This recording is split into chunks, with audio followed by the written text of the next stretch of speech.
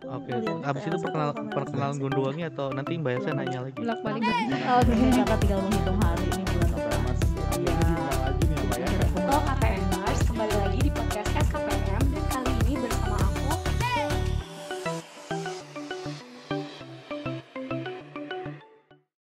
Assalamualaikum warahmatullahi wabarakatuh. Gimana nih kabarnya sobat-sobat SKPM? Aku harap kalian semua baik-baik aja ya.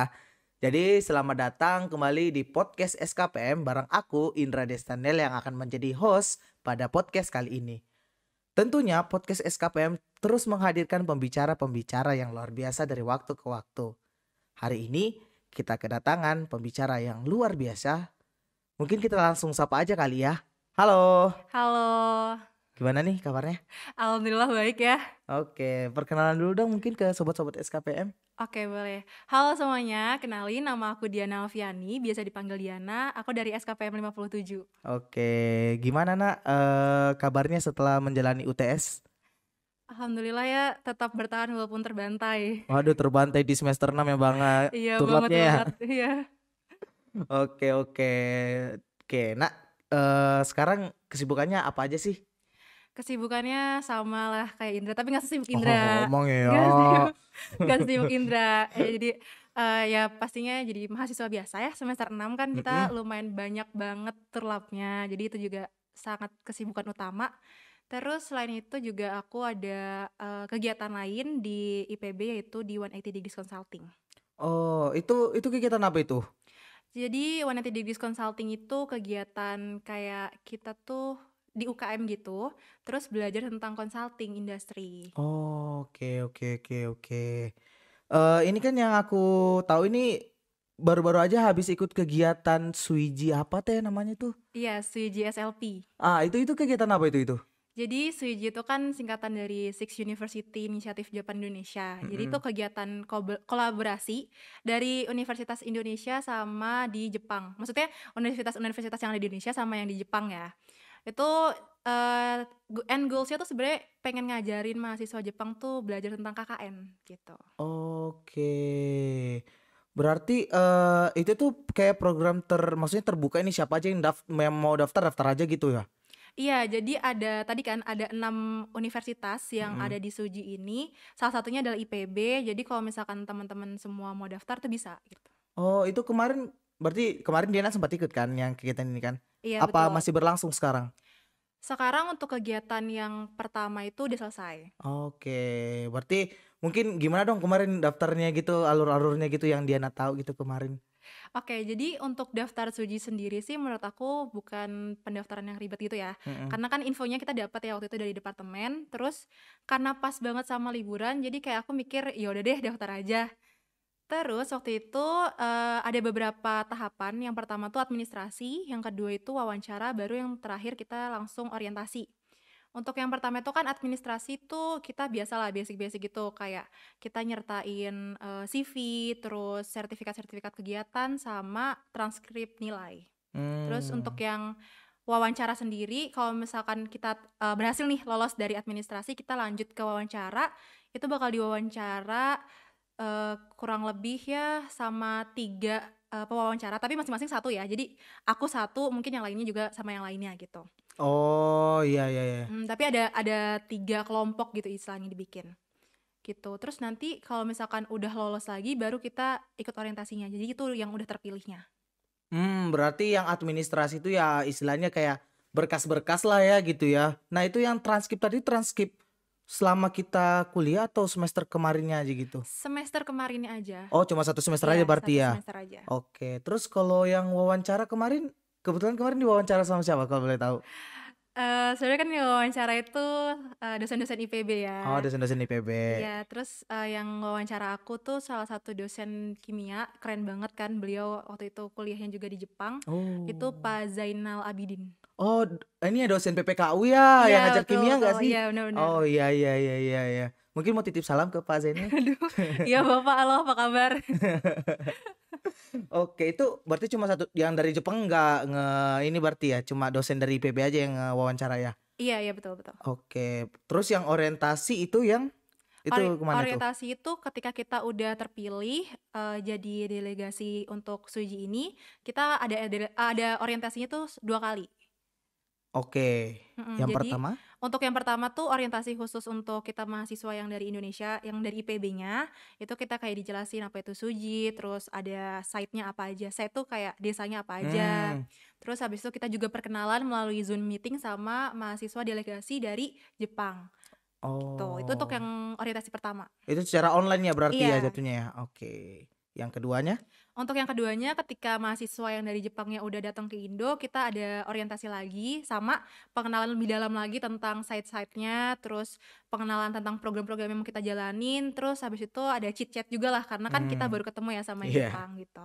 Itu yang tahap wawancara kan orientasi 1 itu masih diseleksi lagi pas di orientasi 1 apa? Ya udah yang lolos orientasi ya udah ikut terus sampai orientasi 2 gitu. Iya, enggak, udah cukup sampai wawancara doang seleksinya, setelah orientasi berarti kita udah terpilih gitu. Oh. Enggak, yang aku masih bingung ini program itu dilaksanain di Indo apa di Jepang sih atau gimana dah?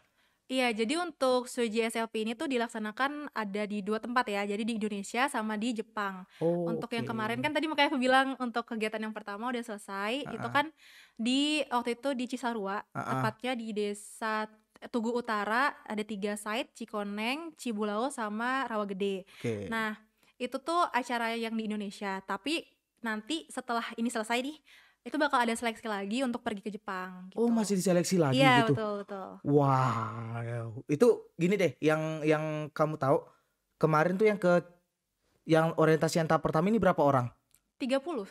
Berarti yang ke Jepang nanti 10 katanya, maksimal banget 10 gitu. cuma sepertiga yang Iya, diambil ya. iya, jadi Wow. kenapa kemarin tuh cukup ramai yang daftar Suji kemarin tuh karena syarat untuk bisa daftar yang ke Jepang itu harus mengikuti Suji yang di Indonesia gitu. Oke. Itu fully funded ntar rencananya kalau ke Jepang. Iya, kalau yang ke Jepang itu bakalan fully funded. Dari KPM tuh tahun lalu juga ada perwakilannya kan? Oh iya. Tuh Iya. buat kalian tuh yang mau ke Jepang gratis, ikut Iya. program Suji Suji. SLP, benar. Oke. Ini kan berarti istilahnya kamu kemarin ketemu ya sama orang-orang Jepang berarti ya. Kemarin apa di desa mana? Aku di desa Cikoneng. Cikoneng. Gimana nih first impressionnya ngobrol gitu sama orang-orang Jepang? Awalnya tuh kan kita tuh sempet kayak yang takut gitu ya, maksudnya minder gitu loh, takutnya kayak gimana ya, kita bisa nggak ya ngobrol sama mereka, bisa nggak ya saling nerima satu sama lain. Ternyata pas udah ngobrol-ngobrol sama mereka tuh mereka juga open banget, terus sama-sama berusaha mau memahami satu sama lain lah gitu. Jadi dari mereka terbuka, terus tuh ya maksudnya mereka kayak siap menerima informasi apa aja gitu ya. Betul. Mungkin boleh sih Nak ceritain kayak apa sih jadi yang pengalaman unik yang kamu rasain kemarin pas orientasi 1 itu? Orientasi 1 ya, kalau orientasi 1 pengalaman uniknya kita pastinya pertama kali ngobrol sama Jepang kan, sama orang Jepang, itu ternyata keterbatasan bahasa tuh berpengaruh banget itu, karena kan mereka bahasa Inggrisnya juga nggak terlalu lancar, kita juga berusaha keras untuk bisa ngerti ya jadinya, karena logatnya. Oh iya benar-benar kalau ngomongnya agak ini ya, Iya. cepat gitu ya. Iya, lebih ke logat Jepangnya gitu masih kental banget, jadi susah sih untuk ngerti. Dan mereka bawain oleh-oleh buat kita gitu. Oh iya. Iya. Apa tuh kalau boleh tahu tuh oleh-olehnya tuh? Iya, jadi kita dikasih pembatas buku gitu yang ada gambar kayak rumah adat di Jepang gitu sama makanan KitKat gitu. Oke. Ini sih aku penasaran sih yang pas kemarin di desa Cikoneng ya. Gimana dong kemarin di sana? Review ngapain aja gitu? Selama berapa lama sih kalian di sana? Kurang lebih 9 sampai 10 hari 9 lah. sampai 10 hari ya. Iya. Gimana dong? Itu seru banget sih sana, pengalaman di sana kan kita sebagai anak KPM tuh bener-bener berasa mengaplikasikan ilmu kita banget gitu ya. Karena mulai dari kayak wawancaranya, observasi, terus sampai pengaplikasian program itu bener-bener menurut aku sangat-sangat bergantung sama keilmuan SKPM juga gitu. Tapi kalau misalkan ditanya pengalaman unik yang ada di sana tuh menurut aku kayak ini loh, kita kalau di sini kan kita wawancara atau nyari data gampang ya karena Iya. bisa ngerti bahasa Indonesia. Heeh. Di sana tuh masih banyak loh ternyata orang-orang yang cuma bisa bahasa Sunda. Jadi kita ngomongnya pakai bahasa Sunda. Jadi seribut itu loh gitu. Terus kemarin gimana tuh di itu per kelompok ya jatuhnya ya? Iya, berkelompok. Gimana di kelompok kamu kemarin ada yang orang Sunda? Alhamdulillahnya ada. Ayo syukur Iya. banget kalau itu. Tapi ada satu momen di mana mereka semua lagi pergi, terus aku sendirian, jadi aku harus ngobrol gitu sama ibu-ibu yang nggak bisa bahasa Indonesia. Jadi aku mau pakai bahasa Indonesia, ibunya pakai bahasa Sunda. Sepertinya mind blowing ya ntar ya di Iya, sananya ya. bener-bener. Itu berarti pas pergi wawancaranya barengan juga itu sama yang teman-teman Jepangnya juga. Iya, teman-teman Jepang juga semuanya ikut pastinya kan. Nah, terus mereka tuh ini loh excited banget. Mereka Hmm. bener-bener semua informasi tuh ditanyain, terus kayak hal-hal yang menarik tuh Oh. apa aja ditanya. Sesimpel ada rumput pasti mereka nanya kayak itu rumput apa, buat apa, ditanam buat apa gitu-gitu. Oke oke oke oke. Berarti ya udah deh kelar dari sini. Berarti sedang ada nggak sih yang perlu dipersiapin lagi sebelum yang seleksi yang ke Jepangnya ini? Kalau seleksi yang ke Jepang tuh kemarin dapet bocoran ya, Dapat itu kan bocorannya. itu kan katanya dilihat juga ya dari yang kemarin tuh kayak gimana selama di Indo, terus paling nanti ada wawancara lagi gitu sih. Oke oke oke. Itu berarti kalau misalnya mau ke Jepang, sorry ya ini kan yang aku kan kurang tahu juga kalau misalnya mau keluar negeri itu gimana. Yang setahu aku kan pasti suruh nyiapin paspor apa teh gitu. Itu benar-benar semuanya mereka yang bayarin gitu. Setahu aku sih gitu ya, soalnya waktu itu aku sempat ngeliat itu ada yang kayak sampai didampingin untuk bikin visanya gitu. Oh. Ya sekali lagi ya, yang mau keluar negeri, ayo ikut Suiji. Ayo ikut Kalian guys. ada ruginya.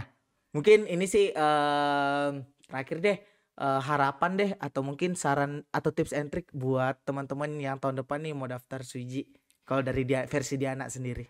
Oke, kalau buat anak-anak SKPM menurut aku ini program yang sangat aku rekomendasikan buat diikutin sih ya. Soalnya ini benar-benar tadi aku bilang mengaplikasikan ilmu, terus jadi pengalaman baru dan menambah relasi pastinya. Dan kalau misalkan teman-teman nanti ada yang mau daftar, mungkin bisa langsung aja siapin CV-nya. Maksudnya kayak kegiatan-kegiatan sekarang tuh dirapihin lah itu untuk masukin ke CV. Terus yang pasti maintain nilainya. Nggak harus yang bagus-bagus gimana-gimana kok. Cuma kan Hmm, biasalah minimal 3 gitu. Itu standar sih, lah ya, standar. standarnya. Sama mungkin ini berlatih bahasa Inggris karena kan kita nggak mungkin menggunakan bahasa Indonesia ya kalau misalkan ngobrol sama mereka nanti gitu. Ya, yes yes yes, I know I know I know. Iya tuh. Oke, jadi teman-teman tuh didengar tuh saran-saran dari Kak Diana nih. Mungkin punten nak, boleh nggak misalnya siapa tahu nih teman-teman ada yang pengen ngehubungi Diana gitu mau tanya-tanya lebih lanjut boleh nggak kira-kira? Boleh banget dong, boleh banget. Tuh jangan lupa ya ini editor ya tolong taruh di bawah ini. Nama IG-nya siapa nak IG-nya IG-nya? IG-nya Dian Alvin _ Ya tuh editor tolong dicatat ya. Oke, mungkin sekian podcast kita pada hari ini. Kurang lebihnya mohon dimaafkan. Aku tutup. Wassalamualaikum warahmatullahi wabarakatuh. Sampai jumpa di podcast selanjutnya. Bye bye.